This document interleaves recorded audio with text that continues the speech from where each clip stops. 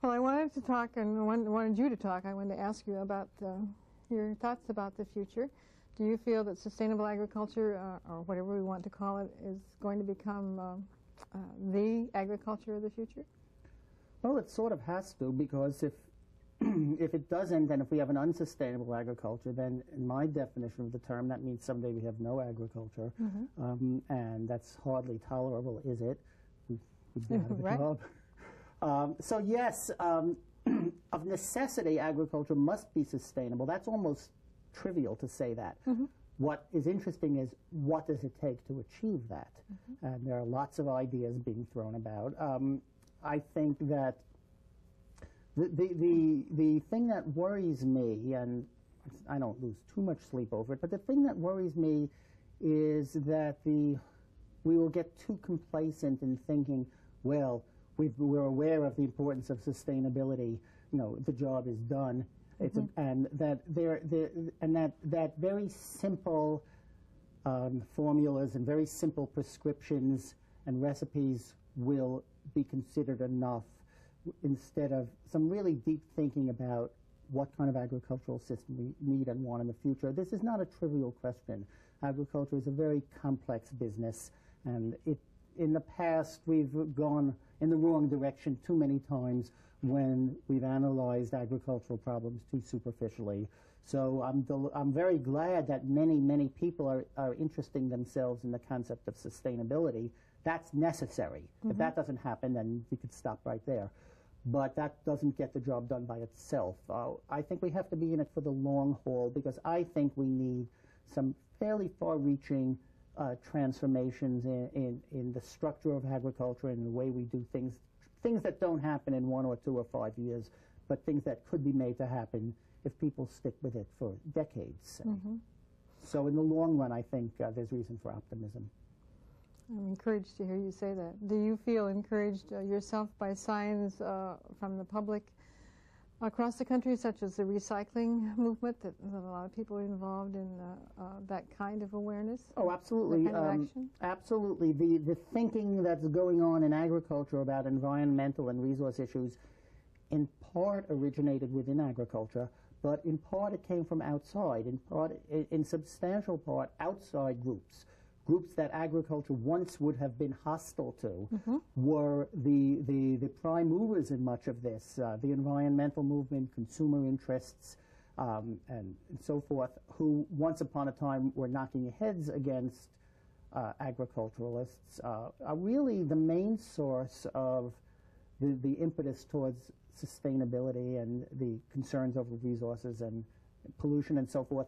Agriculture has responded to that and contributed its own initiatives as well. And I think that it would be in the old days, the perceived conflict and competition between the environment on one hand and agriculture on the other was very, very unfortunate, very destructive. When Rachel Carson sounded the alarm in the early 1960s, the response of mainstream agriculture was to try to get her labeled as a nutcase. We now know that she was really quite visionary and quite on track.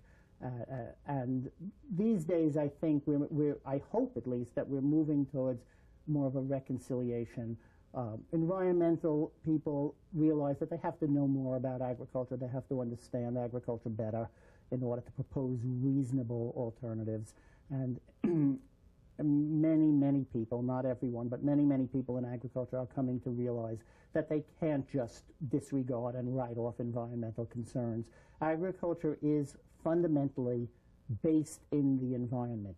Now, temporarily, in the short run, you can get away with polluting the environment, and we have done that. But in the long run, you can't. Agriculture needs water, and it needs soil, and water can be degraded and soil can be degraded. Those are two of our leading environmental problems. They originate within agriculture, and they come back to haunt agriculture. And I think that agriculture realizes that. And so the motivational problem is not so strong. The next question is how to do the job right. I think the government's beginning to realize that. I was inspired the other day when I attended a meeting that was held in the office of a person who was in a job that was newly created, and she is the USDA liaison with the EPA, with the Environmental Protection Agency. And I gather that that was a first, that kind of interaction between the agencies is a way that we were tending to go. There was no love lost between those two agencies in the early days of EPA, especially when EPA was given authority for regulation of pesticides. That stuck in the craw of agriculturalists. But more recently, I think there has been a coming together of those two agencies, and that's the kind of thing I'm talking about. But I'm not too optimistic as far as inspired leadership coming from the federal government these days. You know, there are good people at the agency level, at the staff level. Thank you. But who's on top matters too, and I'm not looking for anything from this self-proclaimed environmental president. And I think that's a big problem these days. His predecessor was no bargain either. Do you have any message for the future if people are watching this tape in 50 years or so? 50 years? Yeah. Oh, I thought the future was maybe January of '92. It could be that also. 50 years, don't laugh too hard. Don't laugh too hard. Yeah, I know very, very few people can stand having their words looked at, you know, even more than a few years later without looking ludicrously bound to their own time. So, well, I think that it's just as they were saying about the invention or the discovery of DDT and how we thought it was such a wonderful thing, and we did the best we could at the time. that's right. And I don't think that people are going to look at interviews or words like this and laugh. Willie, I really feel that they're important, and that thoughtful people will realize that we're doing the best we can at the time, given the knowledge we have. Hopefully we're not going to discover anything like DDT, but one never knows.